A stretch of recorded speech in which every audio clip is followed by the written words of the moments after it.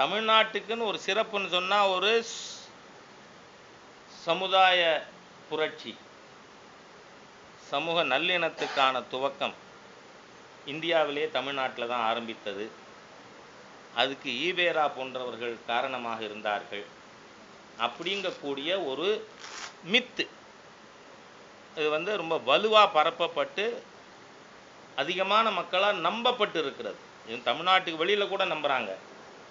ஆனால் 100 ஆண்டுகளுக்கு மேலாக திராவிட இயக்கங்கள் சவுத் இந்தியன் லிபரல் ஃபெடரேஷன் ஆரம்பித்ததுலேருந்து பல்வேறு பெயர்களில் நீதி கட்சியா, திகாவா, திமுகவா, மதிமுகவா, அந்த மாதிரி பல்வேறு அவதாரங்கள் அவர்கள் எடுத்திருந்தாலும் தமிழ்நாட்டில் இந்த மாதிரி நடக்கிறதுக்கு காரணம் ஈவேரா அவர்கள் ஆரம்பத்திலிருந்தே அவர் தலித் மக்களுக்கு விரோதமாக இருந்தார். அது மறைக்கப்பட்டு வந்ததுங்கிறது என்னுடைய கருத்து. ஏனென்றால் நான் சொல்கிறது எல்லாத்துக்குமே சில பேர் ராஜா ஏன் இந்த மாதிரி பளிச்சுன்னு பேசுகிறான்னு கூட எங்கிட்டே கேட்குறவங்க இருக்காங்க. ஆனால் உண்மைகளை சரியான முறையில் இப்போ இருக்கிற ஜெனரேஷனுக்கு அது தெரியாது. அதை நாம் அவங்க முன்னாடி எடுத்து வைத்து இந்த பாதை தவறு, சரியான பாதை எது என்பதை நாம் கணிக்க வேண்டுங்கிறதுக்காக நான் ஊடக நண்பர்கள் மூலமாக இந்த விவாதத்தை இந்த முன்வைக்க விரும்புகிறேன். ஏனென்றால் ஆலய பிரவேசம் பற்றி வந்தபொழுது ஈவேரா அவர்கள் கருத்து தெரிவித்தார்.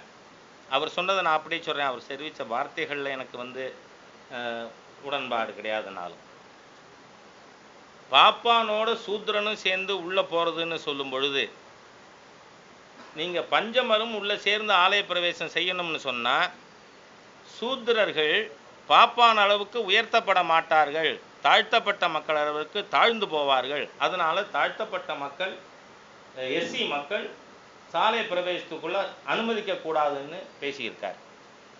அதே மாதிரியாக துணி விலை ஏறினதுக்கு காரணம் பட்டியல் சமுதாய மக்கள் பெண்கள் ரவிக்க போட்டுக்கிறதுனாலன்னு ஈவேரா பேசியதற்கு ஆதாரம் இருக்கிறது.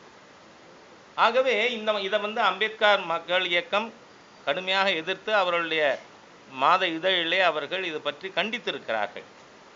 ஆகவே ஆரம்ப காலத்திலிருந்து ஈவிஆர் ஒரு ஆன்டி தலித் மைண்ட் செட் இருக்கக்கூடிய ஒரு நபர். அதனால தான் இந்த சமூக சீர்திருத்தம், நல்லிணக்கம் என்பதே பார்ப்பன விரோதம் என்பதோடு நின்று போனது. அதனால தான் இன்றைக்கி தலித்துகளுக்கு எதிரான குற்றங்கள் பற்றி ஏதோ வெறும் அறிக்கைகள் இருக்கிறதே ஒழிய அதை ஆழமாக தீர்ப்பதற்கான எந்த ஒரு முயற்சியும் இல்லை. ஆனால் இதற்கு மாறாக ஹிந்துத்துவ ஐடியாலஜி ஆரம்பத்திலிருந்து பார்த்தா I can quote umpteen number of instances. சுதந்திரத்திற்கு முன்பாகவே ஆர்எஸ்எஸ்னுடைய பயிற்சி முகாமுக்கு காந்திஜி வரார். அப்போ காந்திஜியே அங்கே உணவு நடந்து கொண்டு இருக்கிறது, மதிய உணவு வேளையில் தான் வரார். அங்கே உட்கார்ந்துருக்கிற எல்லார்ட்டையும் நீ என்ன ஜாதி கேட்குறாரு, எல்லாரும் ஹிந்து தான் சொல்கிறான். அப்படி சொல்லும் பொழுது காந்திஜி டாக்டர் ஹெடுகேவார் அவர்கள்ட்ட, திஸ் ஹேப்பன்ட் இன் 1937. எந்த மாதிரி காலகட்டத்தில் நான் சொல்கிறேன், காங்கிரஸ் கட்சியில் தாழ்த்தப்பட்ட பட்டியல் சமுதாய மக்களுக்கு தனிப்பந்தி உண்டு, உயர் ஜாதி மக்களுக்கு தனிப்பந்தி உண்டு. காங்கிரஸ் அதனுடைய ஹிஸ்ட்ரியை படிக்கணும் முதல். ஆனால் அந்த மாதிரி ஆர்எஸ்எஸ் துவங்கியதிலிருந்து ஹிந்து சமுதாயத்தில் அந்த மாதிரி ஒன்று இருக்கக்கூடாதுங்கிறதுக்காக துவங்கப்பட்டது, ஹிந்து சமுதாய ஒற்றுமைக்காக. அதனால் அன்றைக்கி வார்தா கேம்பில் 37 காந்திஜி இப்படி கேட்ட உடனே அவருக்கு ஒரு பெரிய தர்ம சங்கடமாகவே ஆயிடுது. அப்போ டாக்டர் ஹெடுகேவார்ட்ட காந்திஜி சொல்கிறாரு, ஆஸ் அ சோஷியல் சயின்டிஸ்ட், நான் ஒரு சமூக விஞ்ஞானியாக இவர்கள் ஒவ்வொருவரும் யாருங்கிறத தெரிஞ்சுக்க விரும்புகிறேன். அதனால் நீங்கள் தயவு பண்ணி இந்த ஒரு தரம் அவங்கள ஒத்துக்க சொல்லுங்கள், அவர் என்ன சமுதாயம்னு சொல்லி.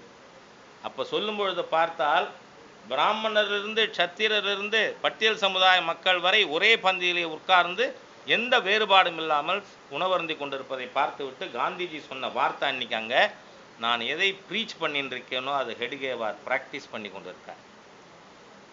அதோடு மாத்திரமல்ல, 1965 விஸ்வ இந்து பரிஷத்து துவங்கும் பொழுது ஸ்ரீ குருஜி கோல்வால்கர் அவர்கள் முன்னிலையில் 5 சங்கராச்சாரியார்களும் சேர்ந்து அங்கு அமர்ந்து தீர்மானம் நிறைவேற்றப்பட்டது, தீண்டாமைக்கு இந்து சமுதாயத்தில் எள்ளுமுனை அளவு கூட இடம் கிடையாது.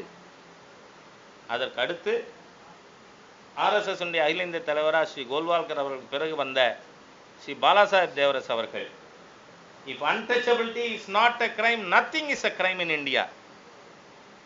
அதே மாதிரி இப்போ மோகன்ஜி பாகவத் அவரோட தலைமையில் சென்ற ஆண்டு தீர்மானம், கோவில்கள், நீர்நிலைகள், சுடுகாடு இந்து சமுதாயம் அனைவருக்கும் பொதுவானதாக நாம் கொண்டு வர வேண்டும் என்று கிராமம் கிராமமாக இந்த செய்தி கொண்டு போய் செல்லப்பட்டு வருகிறது. ஒரு இணக்கத்திற்கு, அதாவது எல்லாரும் ஒண்ணுங்கக்கூடிய பாசிட்டிவ் கான்செப்ட்னால தான் நாம் இந்த இந்து சமுதாயத்தில் இருக்கின்ற ஏற்றத்தாழ்வுகளை போக்க முடியும். தமிழ்நாட்டில் நடக்கிறது மிக துரதிருஷ்டவசமானது, வன்மையாக கண்டிக்கத்தக்கது. ஆனால் அதுக்கு தீர்வு என்ன? திராவிட இயக்கங்கள் அல்ல. காரணம், பேசிக்கலி கழகங்கள் என்பது ஆன்டி தலித்து தான். EVeRa was anti Dalit. ஆனால் ஆர்எஸ்எஸ்ல நாம எல்லாரும் ஒண்ணுன்னு, ஆண்டவன் இல்லை அனைவரும் சமம் என்பதை மக்கள் ஏற்கவில்லை. ஆண்டவன் முன்பாக அனைவரும் சமம் என்பதை ஏற்றுக்கொள்ள துவங்கி இருக்கிறார்கள். அதுதான் சக்சஸ் ஆஃப் ஆர்எஸ்எஸ். அதே மாதிரியா இதனுடைய இது வெற்றிக்கு இன்னொரு உதாரணம் நான் சொல்றது, ஆர்எஸ்எஸ் அக்செப்டன்ஸ். 1989 அயோத்தியில் ராம ஜென்மபூமி இல்லை அடிக்கல் நாட்டு விழா சிலன்யாஸ் நடக்கும் பொழுது 5 சங்கராச்சாரியார் உட்பட 6000த்திற்கு மேற்பட்ட மதாச்சாரியார்கள் முன்னிலையில் பிஜேபியினுடைய பீகாரில் இருக்கிற ஒரு ஆர்டினரி ஒர்க்கர் காமேஸ்வர் சௌபால் என்கின்ற ஒரு தலித் இளைஞர் தான் அந்த முதல் கல்லை எடுத்து வைத்தார். அனைவராலும் அது ஏற்றுக்கொள்ளப்பட்டது, ஆராதிக்கப்பட்டது. ஆகவே இந்த தமிழ்நாட்டில் ஒரு மித்து இந்த கழகங்கள் பற்றி இருக்கிறது. தரோலி இட் இஸ் எக்ஸ்போஸ்டு. ஆகவே இந்த நாட்டு மக்கள், இளைஞர்கள் எது நமக்கு சமூக நல்லிணக்கம் கொடுக்கும் அப்படின்னு சொன்னால், only Hindutva alone can lead to an egalitarian society where there is no caste discrimination அப்படிங்கக்கூடிய ஒரு விஷயமானது இளைய சமுதாயத்துக்கு நாம் தெரியப்படுத்தணும். இந்த கழகங்கள் பற்றிய ஒரு போலியான பொய்யான, ஏன்னா தமிழிலிருந்து I can quote any number of, இவரோட தமிழ் பற்றுங்கிறது பொய், போலி. திமுக இருக்கிற அத்தனை பேர்லையும் தயாநிதி மாறன் குழந்தைகள் எங்கே படிக்கிறது? ஹிந்தி படிக்கிறதா இல்லையா? சம்ஸ்கிருதம் படிக்கிறதா இல்லையா? கனிமொழி படித்தாங்களா இல்லையா? ஆகவே இங்கே பார்த்தீங்கன்னா இதெல்லாம் போலிகள், பொய்யர்கள். ஆகவே இந்த வரவிருக்கின்ற தேர்தலில் இந்த பொய்யான ஒரு சமூக நீதி கும்பல், வாயால் பேசி கொண்டிருக்கிற கூட்டத்தை முழுமையாக மக்கள் நிராகரிக்க வேண்டும், நிராகரிப்பார்கள் என்கின்ற நம்பிக்கை எனக்கு இருக்கிறது. கடந்த 2 நாள் செய்தியாளர்கள் சந்திப்பில் முரளிதர் ராவ் ஆகட்டும், இலகணேசன் ஆகட்டும், 2 பேருமே தேமுதிக மற்றும் பாமகவோட கூட்டணி மறைமுகமாக நடந்துட்டு இருக்குன்றது தான் சொல்லியிருக்கிறாங்க. எங்கேயுமே அவங்க கூட்டணி நடந்து கொண்டு இருக்கிறது என்று சொல்லவில்லை. நெய்தர் ஆஃப் நார் ஆன்னு சொன்னாலே நடந்துருக்குன்னு அர்த்தம் இல்லை. திரு விஜயகாந்த் அவர்கள் மகளிர் அணி மாநாட்டில் அறிவித்ததுக்கு பிறகு எனக்கு தெரிய வேறு எந்த கான்டாக்டும் நடக்கலை. பட் வி ஆர் ஓப்பன் மைண்டட்னு சொல்லியிருக்கிறது என்ன, அவங்க யாராக இருந்தாலும் முதல் அறிவிக்கணும், we want to have alliance with. இல்லைன்னு சொன்னால் உட்காந்து பேசினதுக்கப்புறம் மரியாதை நிமித்தம்னு யாரும் சொல்லக்கூடாதுங்கிற ஒரு சின்ன பயம்தான், வேற ஒன்றும். இன்று வரை இல்லை. நான் தான் சொல்லிட்டேனே, எனக்கு அலையன்ஸில் நான் இன்னைக்கு மாத்திரம் இல்லை, நான் தொடர்ந்து அலையன்ஸை பொறுத்தவரை நான் கடந்த 1 வருஷமாக என்னை கருத்து கேட்கும் பொழுதெல்லாம் நான் எந்த கருத்தும் அலையன்ஸ் விஷயமாக சொல்ல மாட்டேன். ஏன்னா it is not in my domain, it's all India domain. All India அறிவிக்கிற வரை பேச மாட்டேம்மா. நான் அதுக்கு மேலே எங்கிட்ட நீங்கள் எதிர்பார்க்காதீங்க. I am very clear. நீங்கள் யாரை பற்றி என்ன கேட்டாலும் கூட்டணி பற்றி நான் என்னுடைய கருத்து சொல்ல மாட்டேங்கிறது என்னோட பதில். At times no comments is also a comment. Okay, no no no, I want to put a stop to this question. No comment is also a comment.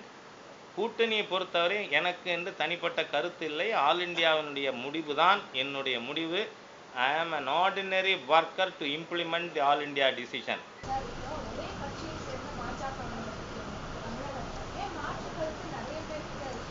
என்ன மாதிரியான மாற்று கருத்து?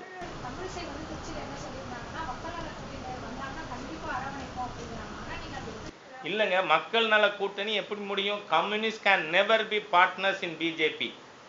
Can never be. No, I don't know whether she has told. I have not read such a news item. இல்லைம்மா, நான் சொல்லிட்டேன். அதுக்கு மேலே நீங்கள் ஃபர்தர் ஆர்கியூ பண்ணி பிரயோஜனம் இல்லை. You take and whatever I tell you report it as my statement. Okay.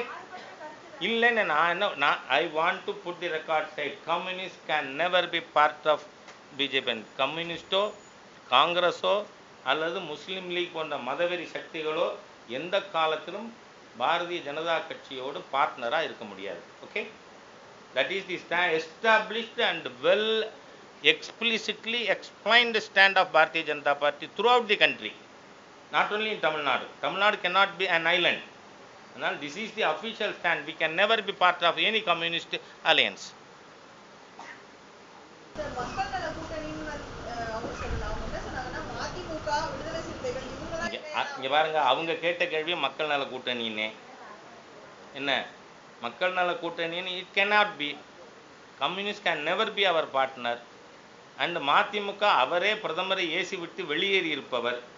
பிரதமரை பற்றி பிரதமர் மீது மரியாதை இல்லாமல் பேசுகின்ற ஒருவர் பாரதிய ஜனதா கட்சிக்கோ பாரதிய ஜனதா கட்சியில் இருப்பவருக்கோ நண்பராக அரசியல் ரீதியாக சொல்கிறேன்னா, தனிப்பட்ட முறையில் எனக்கு காங்கிரஸ்லே கம்யூனிஸ்டில் நிறைய நண்பர்கள் இருக்கிறார்கள், அது வேறு. ஆனால் பொலிட்டிக்கல் ஃப்ரெண்ட்ஷிப்ங்கிறது பிரதமரை அமித்ஷா அவர்களை எல்லாம் வசைபாடுபவர்கள் cannot be our political friends.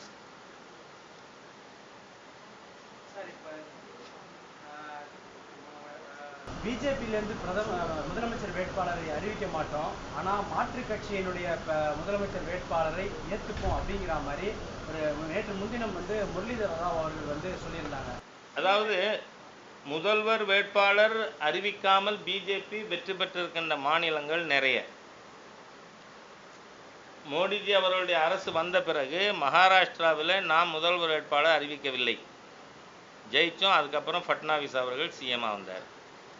அதே மாதிரியாக வெறும் 4 எம்எல்ஏ இருக்கக்கூடிய ஹரியானாவில் நாம் தனியாக நின்று முதல் வேட்பாளர் அறிவிக்காமல் 90 உறுப்பினர் இருக்கிற சபையில் 48 எம்எல்ஏக்கள் வெற்றி பெற்று திரு கட்டர் அவர்கள் தேர்தலுக்கு பிறகு தான் முதலமைச்சராக தேர்ந்தெடுக்கப்பட்டார். அதே மாதிரி ஜார்க்கண்டில்.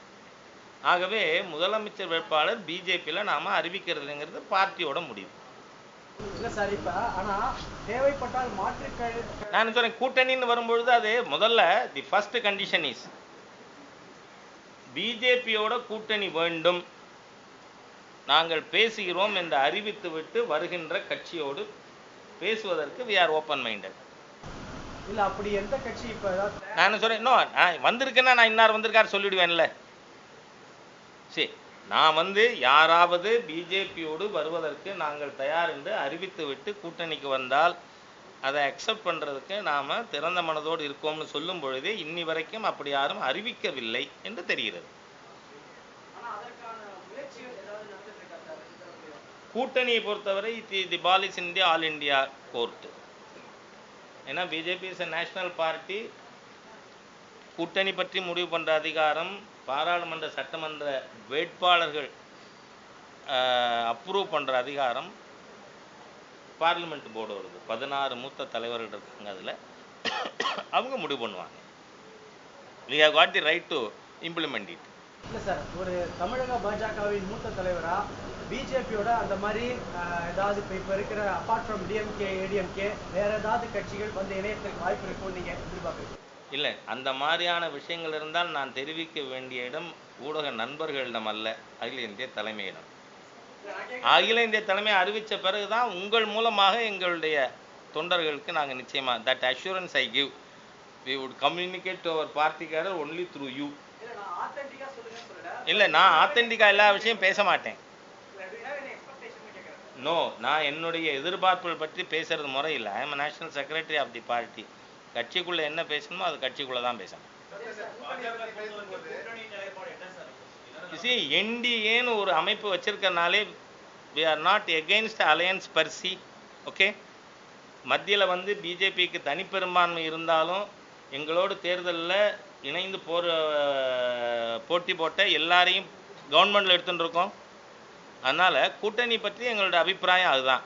ஆனால் யார் வர்றார் என்னங்கிறது அவர் பிஜேபியோடு நாங்கள் கூட்டணி வைக்க விரும்புகிறோம்னு சொல்லி எங்கள் தலைவர்களை சந்திக்கும் பொழுது அது முடிவு செய்வோம்.